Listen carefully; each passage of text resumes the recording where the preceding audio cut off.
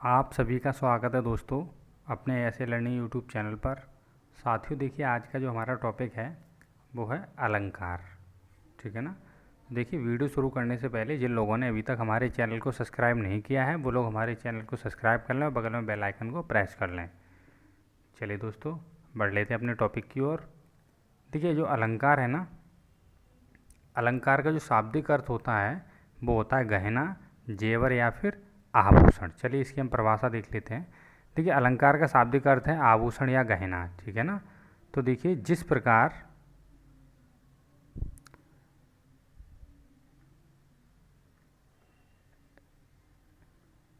प्रकार स्त्री के सौंदर्य वृद्धि में आभूषण सहायक होते हैं, ठीक है ना, तो उसी प्रकार काव्य की शोभा बढ़ाने में अलंकार सहायक होते हैं। ठीक है।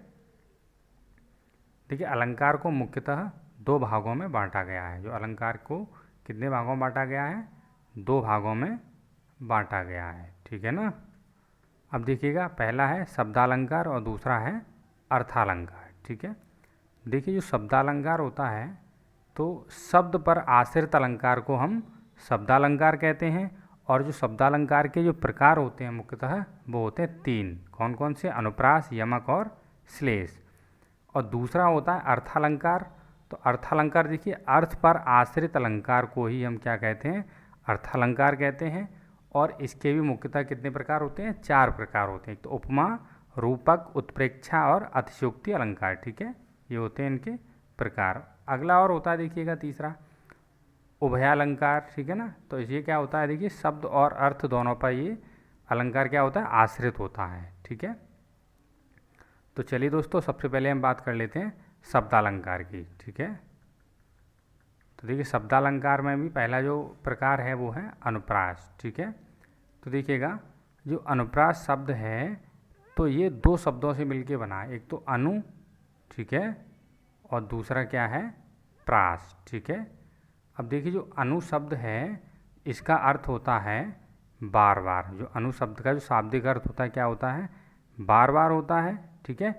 और प्रास शब्द है इसका अर्थ होता है वर्ण, या वर्ण कह लो, या फिर लेटर कह सकते हैं, या फिर हम अक्षर भी कह सकते हैं। ठीक है। देखिए, जहाँ वर्णों की आवृत्ति बार बार होती है वहाँ अनुप्रास अलंकार होता है। अनुप्रास अलंकार में क्या होता है? वर्णों की आवृत्ति क्या होगी? बार बार होगी, यानी कि रिपीट होंगे वर्ण। ठीक है। उसी को हम क्या कहते हैं? अनुप्रास अलंकार कहते हैं। इसका देखिए एग्जाम्पल, तरन तनुजा तट तमार। ठीक है ना। तरवर बहुछाए। तो यहाँ देखिए, ता जो ता अक्षर है इसकी आवृत्ति हुई है बार बार। ठीक है। देखिए, तरन, तनुजा, तट, तमाल, तरवर, बहुछाए। ठीक है ना। तो यहाँ आपको देखने के लिए मिल रहा है ताकि आवृत्ति बार बार हुई है। ठीक है ना।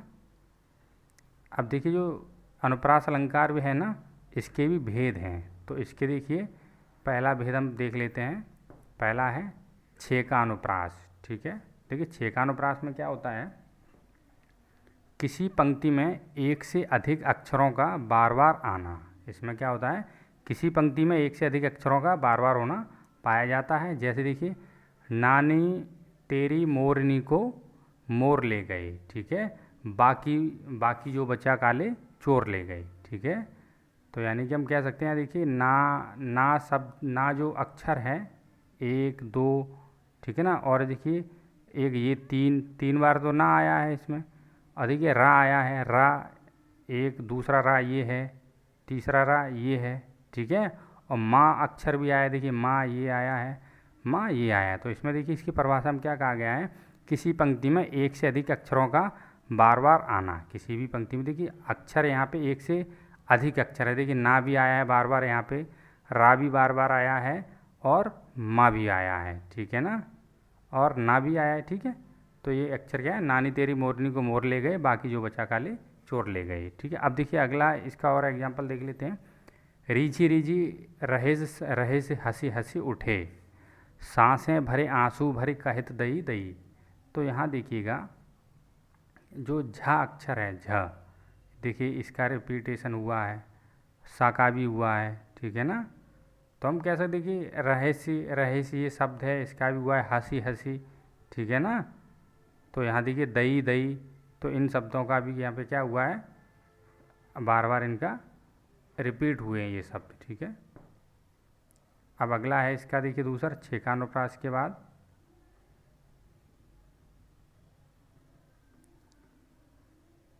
वृत्त्यानुप्रास, ठीक है। इसमें देखिए क्या है, किसी पंक्ति में एक अक्षर का बार बार आना। इसमें क्या होता है, किसी भी पंक्ति में एक ही अक्षर का क्या होगा, बार बार उसका रिपीट होगा वो अक्षर, तो वही आपका क्या कहलाता है, वृत्त्यानुप्रास। जैसे इसका एग्जाम्पल, चंदन सा बदन चंचल चितवन, ठीक है, सपने सुहनले मन भाए। अब इसमें देखिए चा चा चा और चा, ठीक है, और यहाँ देखिए सा और सा। तो यहाँ पे क्या है, किसी पंक्ति में एक अक्षर का बार बार आना।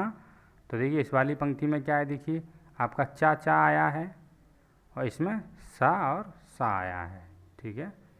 अगला है देखिए तीसरा लाटानुप्रास। तो इसमें क्या देखिए, किसी पंक्ति में एक शब्द का बार बार आना। इसमें क्या एक शब्द आएगा, इसमें तो क्या था साथ ही एक अक्षर, इसमें एक अक्षर आएगा बार बार, किसी पंक्ति में एक अक्षर बार बार आएगा, इसमें क्या होगा, शब्द, ठीक है ना। शब्द और अक्षर में अंतर होता है।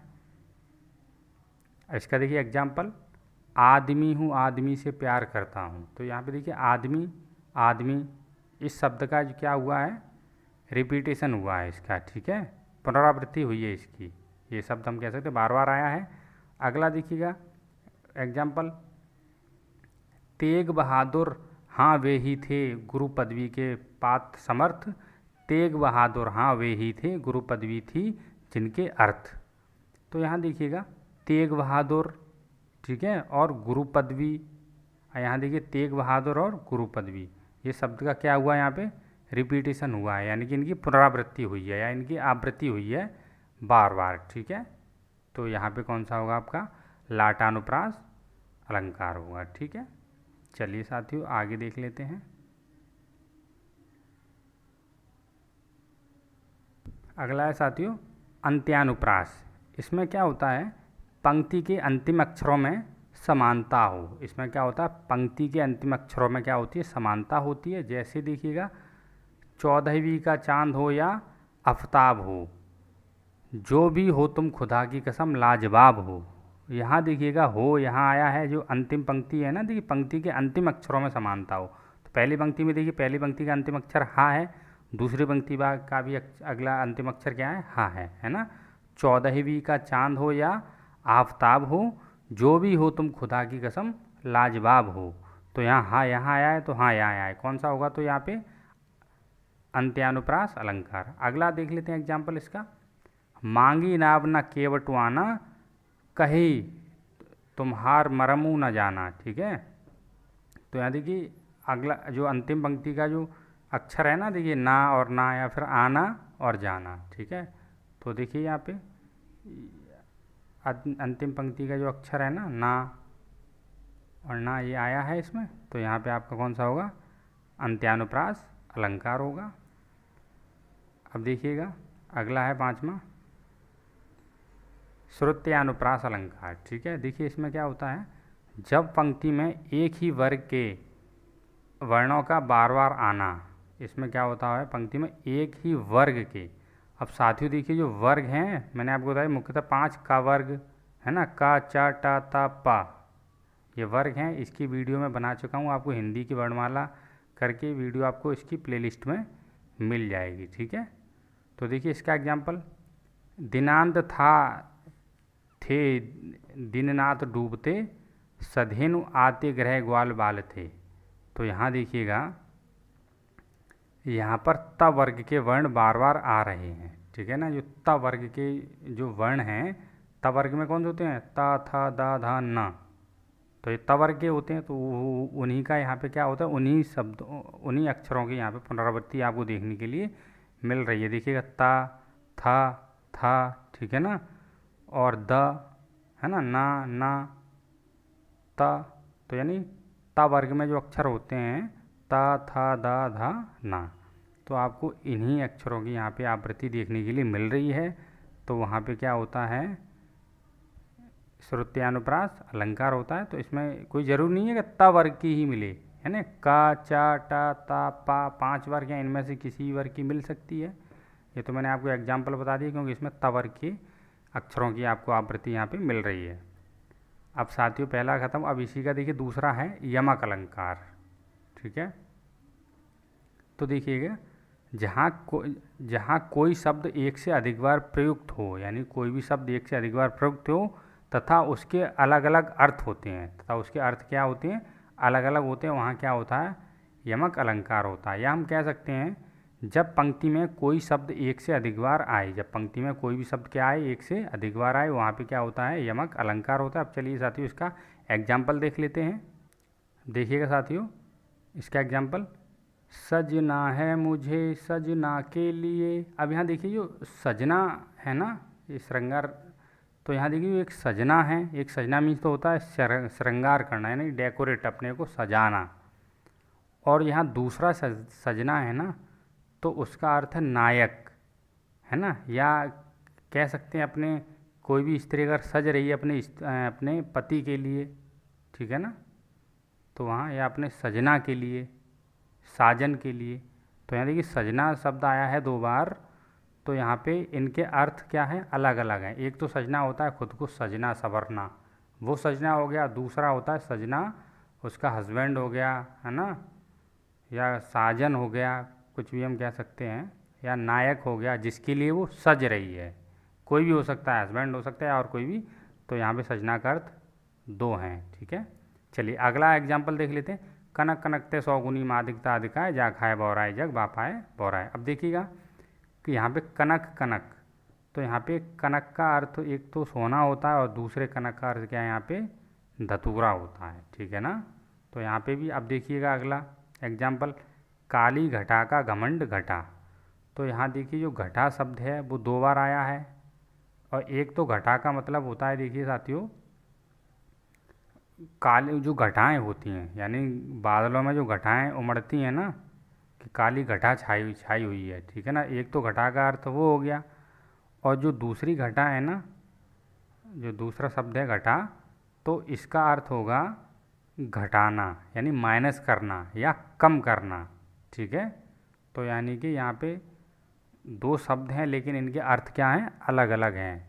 ठीक है, अगला है कहे कवि बेनी वेनी व्याल की चुराई लीनी। तो यानी देखिए वेनी का अर्थ होता है एक तो कवि का नाम, और दूसरी वेनी का अर्थ होता है चोटी। ठीक है, और अगला एग्जाम्पल, 3 बेर खाती थी, है ना, खाती वे 3 बेर खाती है।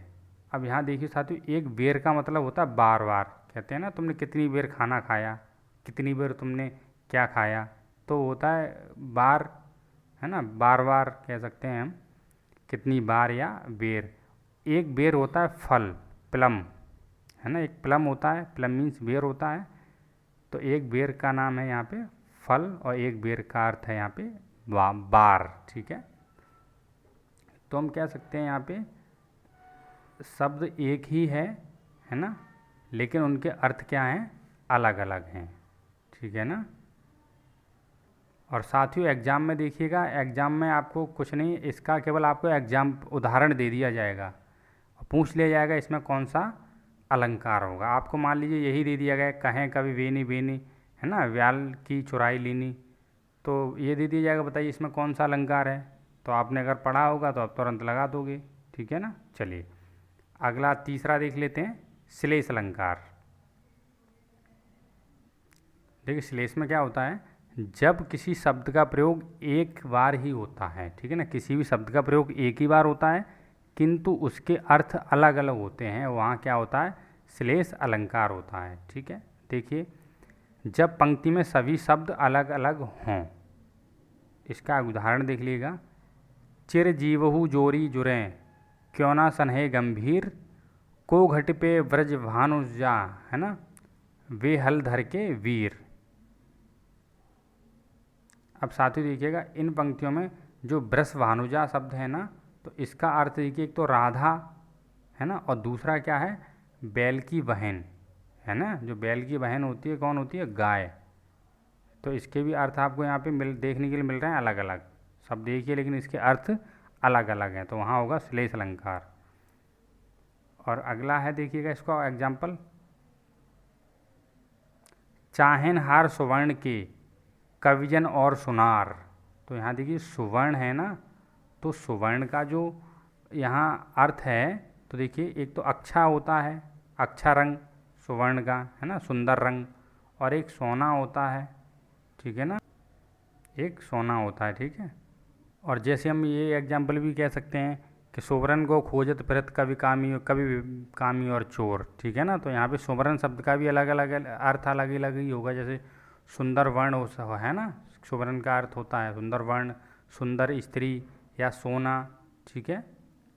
अब देखिएगा अगला एग्जाम्पल इसमें देख लेते हैं हम,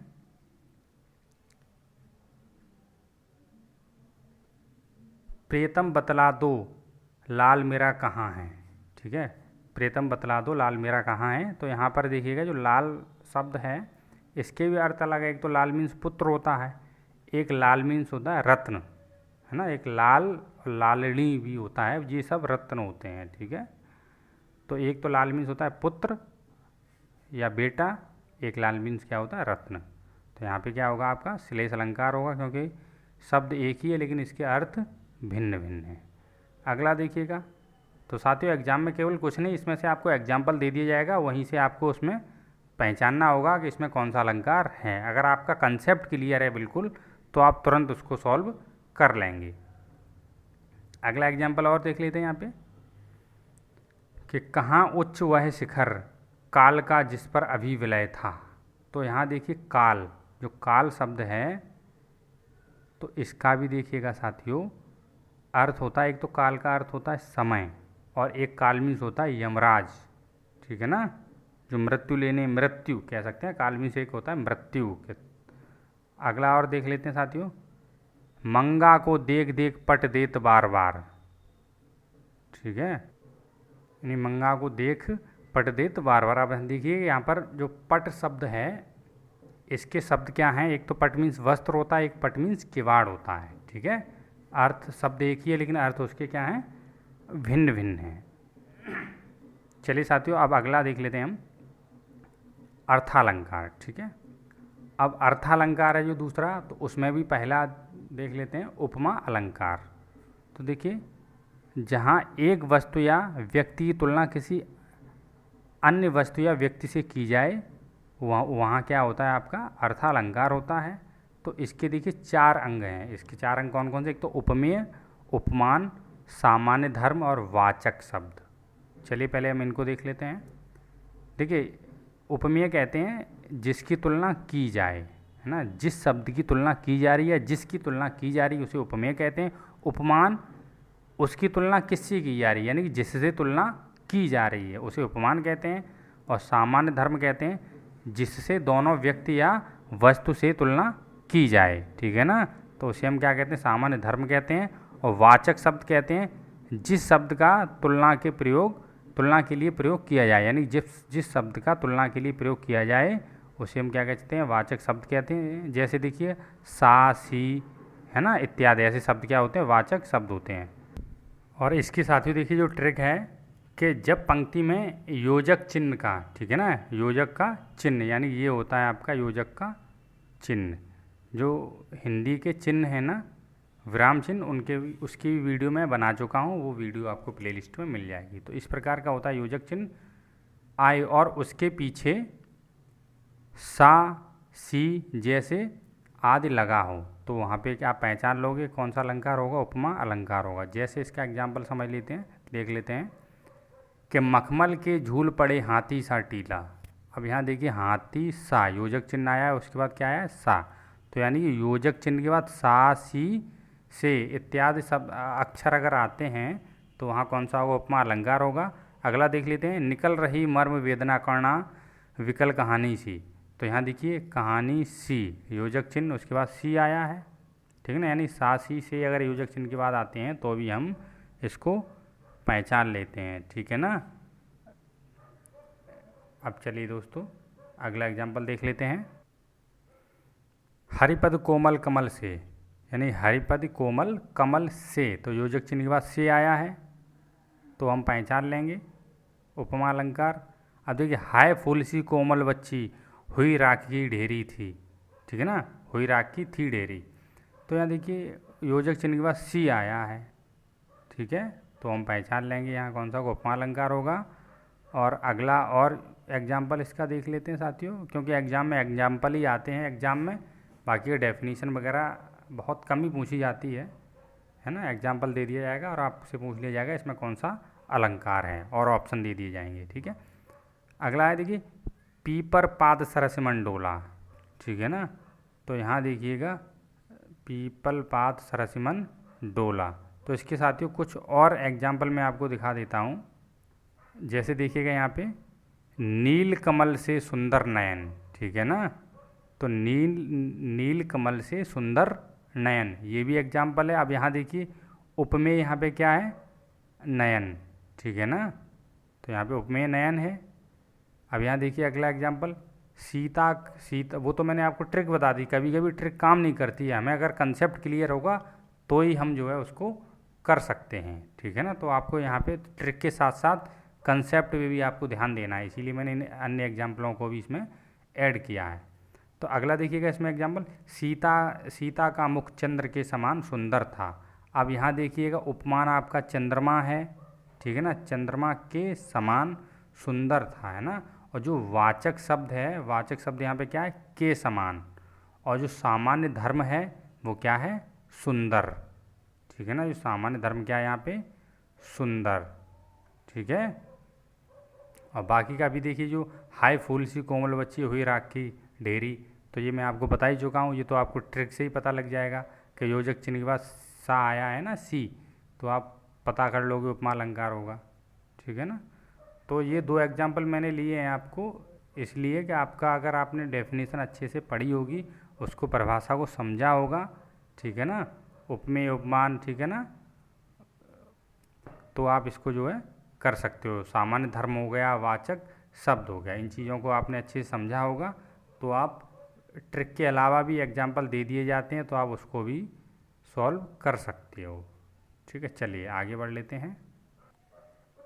अगला है दोस्तों रूपक अलंकार। देखिए इसमें क्या है कि जहाँ किन्हीं दो शब्द या वस्तु में इतनी समानता हो कि अंतर करना मुश्किल हो, ठीक है ना। यानी कि रूपक अलंकार में क्या होता है कि इतनी समानता होती है वस्तु या व्यक्ति में, दो में, कि उनमें अंतर करना मुश्किल होता है, तो वहाँ पे क्या होता है, रूपक अलंकार होता है। अब देखिएगा जहाँ उपमेय उपमान का रूप धारण कर ले, यहाँ पे क्या होता है, उपमेय है वो किसका रूप धारण कर ले, उपमान का, तो वहाँ क्या होगा, रूपक अलंकार होगा। इसकी आपको ट्रिक पे भी थोड़ा सा देख लीजिएगा कि जब पंक्ति में, ठीक है, जब पंक्ति में दो शब्दों के बीच योजक का चिन्ह आए, है ना, योजक का चिन्ह ये है, बता चुका हूँ मैं आपको, और पीछे सा सी से जैसे आदि शब्द ना आए, ठीक है, तो वहाँ आपका क्या होगा, रूपक अलंकार होगा, ठीक है। यानी कि सा सी जैसे शब्द नहीं आने चाहिए इसमें। और उपमा में क्या होता था, तो उपमा अलंकार में कि जो योजक चिन्ह होता था उसके बाद सा सी से आदि शब्द आते थे, और रूपक अलंकार में योजक चिन्ह के बाद सा सी से शब्द नहीं आएंगे, ठीक है। बस इस चीज़ को आपको ध्यान में रखना है। चलिए इसके एग्जाम्पल को देख लेते हैं। देखिए इसका एग्जाम्पल है, ये रेशमी जुल्फ़ें, ये सरवती आँखें, इन्हें देख कर जी रहे हैं सभी। अब यहाँ देखिएगा, अब ये रेशमी जुल्फ़ें, यहाँ योजक चिन्ह आया है, और योजक चिन्ह के बाद सा सी से शब्द नहीं आए, अक्षर नहीं आया है, ठीक है। सरवती आँखें, इन्हें देखकर जी रहे हैं सभी। अगला एग्जाम्पल देख लेते हैं, मैया मैं तो चंद्र खिलौना ले हों, तो यहाँ पे भी योजक चिन्ह आया देखिएगा, और योजक चिन्ह के बाद सा सी से आदि शब्द नहीं, आदि अक्षर नहीं आया है।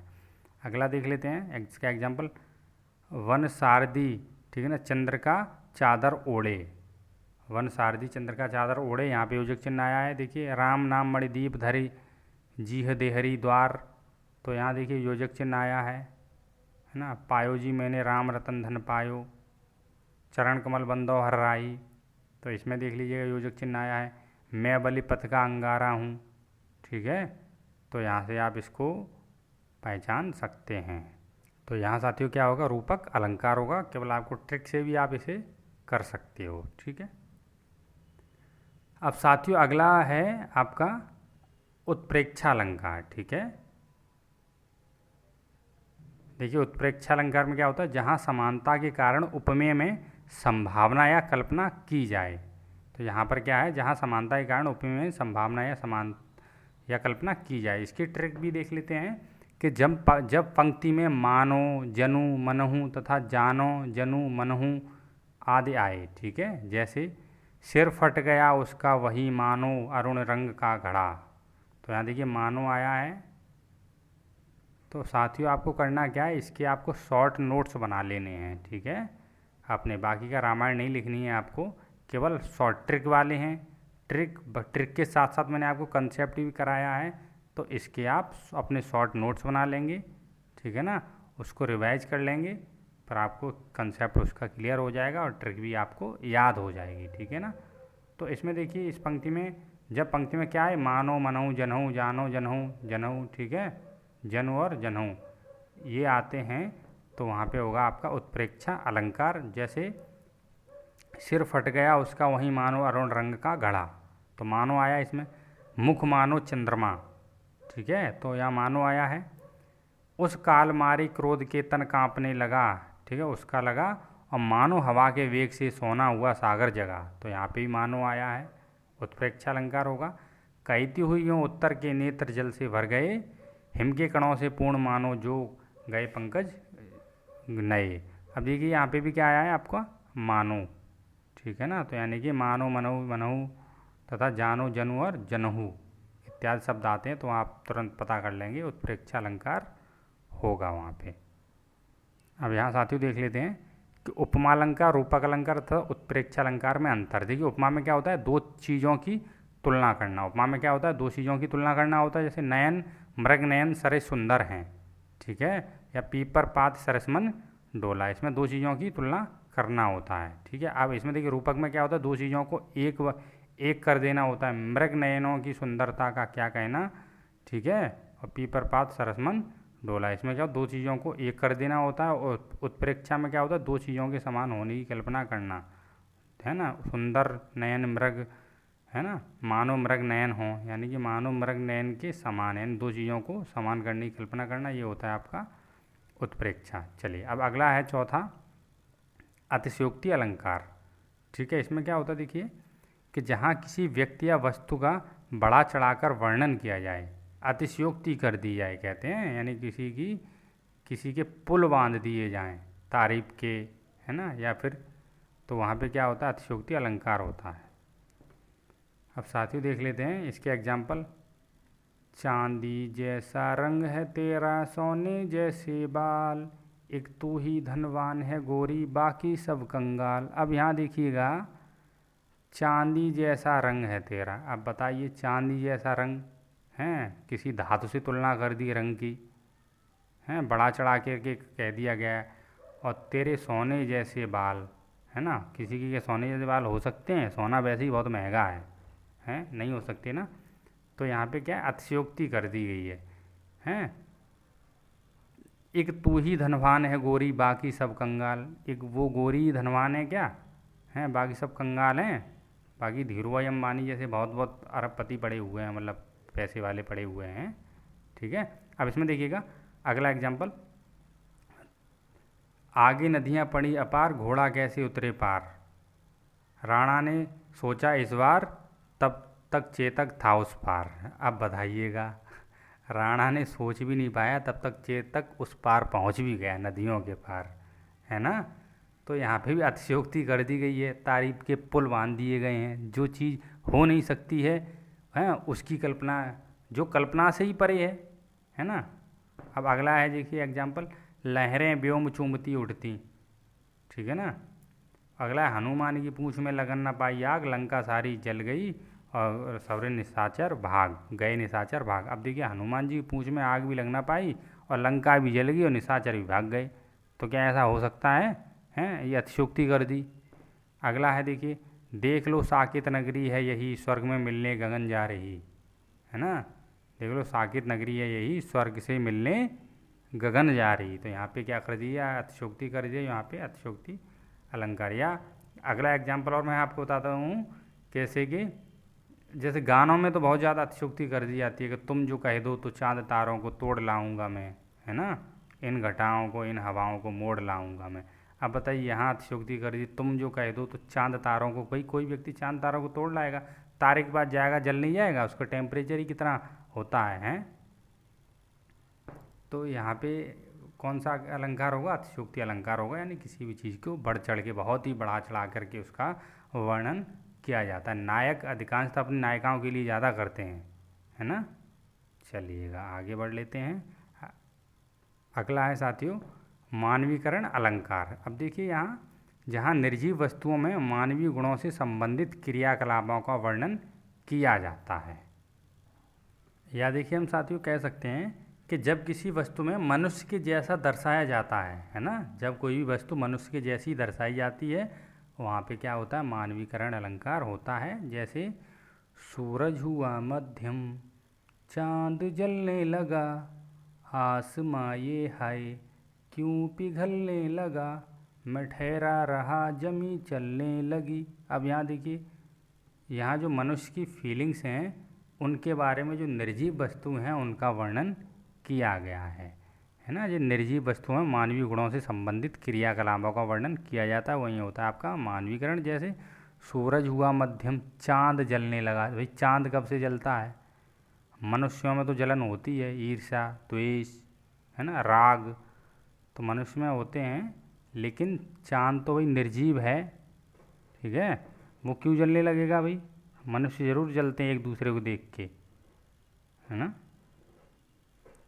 अब देखिए आसमां ये है क्यों पिघलने लगा, भाई आसमान क्यों पिघलने लगेगा? आसमान पिघलने लगेगा, हम लोग पृथ्वी वासी हैं, वो क्या जीवित रह पाएंगे? और पहली बात तो आसमान पिघलेगा क्यों? वो तो आसमान है, अंतरिक्ष है वहाँ तो, है ना।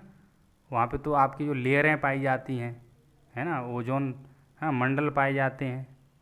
अब देखिएगा मैं ठहरा रहा जमी चलने लगी, यानी कि व्यक्ति तो ठहर सकता है चलिए, लेकिन जमी कैसे चल सकती है? भाई नहीं चल सकती ना। हाँ, जो पृथ्वी है चक्कर लगा रही है सूर्य के, घूम रही है, रोटेट कर रही है, लेकिन ये नहीं है कि जमी चलने लगी, एक स्थान से दूसरे स्थान पर जा रही है, ठीक है। तो यहाँ पे क्या है आपका मानवीकरण अलंकार होगा। चलिए अब साथियों इसका अगला एग्जाम्पल और देख लेते हैं। फूल हंसे कलियाँ मुस्कुराईं। अब बताइए फूल कभी हंसते हैं क्या? हैं, कलियाँ कब से मुस्कुराने लगी, है ना। तो ये इसमें क्या है? मानवीकरण अलंकार होगा, ठीक है। अब देखिए अगला, सागर के उस पार नाच नाच, सागर के उस पर नाच नाच करती हैं लहरें मधुर गान। लहरें कब से नाचने लगी? नाचता तो मनुष्य है ना, मनुष्य में ही नर और नारी आते हैं, ठीक है। लहरें मधुर गान ही कब से लगी हैं, ठीक है। तो अगला है वीति विभावरी जागरी, अंबर पनघट में डुबो रही ताराघट उषा नगरी, ठीक है। अगला मेघ आए बन ठन के संवर के। अब बताओ मेघ बन ठन के कब से आने लगी है? भाई सच संवर के आते हैं मेघ, जहाँ बरसना होता है वहाँ बरस जाते हैं वो, हैं, और वो सारी की सारी चीज़ें होती हैं, ठीक है ना। अपने जो क्लाइमेट चेंज होता है उसके कारण से होती हैं, और ये अब ज्योग्राफी का सब टॉपिक है, जब ज्योग्राफी पढ़ाएंगे तब आपको बता देंगे, ठीक है ना। तो यानी मेघ आए बन ठन के संवर के, तो संवर के बन ठन के संवर के तो आजकल तो लड़के लड़कियां जाते हैं, है ना, मेघ कब से आने लगे। अब देखिएगा अगला है विभावना अलंकार, ठीक है। देखिए जहाँ कारण के अभाव में भी कार्य हो रहा हो वहाँ विभावना अलंकार होता है। यानी कि जैसे इसका एग्जाम्पल, अब कोई कारण नहीं है फिर भी काम हो रहा है तो विभावना होगा। जैसे बिनु पग चले सुने बिनु काना, कर बिनु कर्म करे विधनाना। अब यहाँ देखिए बिनु पग यानी कि बिना पग के, बिना पैरों के चलने वाला, सुने बिनु काना बिना कान के सुनने वाला, ठीक है। कर बिनु कर्म, कर्म भी नहीं कर रहा है, और करे विधनाना, फिर भी बहुत सारे कार्य हो रहे हैं। तो यहाँ पे क्या होगा? विभावना अलंकार होगा, क्योंकि जहाँ कारण के अभाव में भी कार्य हो रहा है, कोई कारण ही नहीं है फिर भी कार्य हो रहा है। भाई बताओ बिना पैरों कोई चल सकता है? नहीं चल सकता। बिना कानों कोई नहीं सुन सकता है, हैं। कर बिनु कर्म, बिना कर्म के कार्य हो ही नहीं सकता है, लेकिन फिर भी कार्य हो रहा है, तो यहाँ पे आपका क्या होगा, विभावना अलंकार होगा। ठीक है। अब साथियों अगला है विरोधाभास अलंकार। विरोधाभास में क्या होता है, जहाँ वास्तविक विरोध ना होते हुए भी विरोध का आभास हो, है ना। वास्तविक विरोध ना होते हुए भी, विरोध नहीं है फिर भी, लेकिन विरोध का आभास होता है, बाकी के ज़्यादा महत्वपूर्ण नहीं है, फिर भी इसे हम देख लेते हैं। ठीक है ना। इसका एक आधी एग्जाम्पल देख लेते हैं, जैसे आग हूँ, ठीक है ना। बाकी का आपको डिस्प्ले पे दिखाई दे रहा होगा, आप लोग पढ़ लेना। आग हूँ जिससे ढुलकते बिंदु हिमजल के, शून्य हूँ जिससे विछे हैं पावड़े पलक के। तो ये किसका उदाहरण है, विरोधाभास अलंकार का। अगला देखिए, देख लेते हैं संदेह अलंकार। ठीक है। देखिए साथियों, संदेह अलंकार में क्या है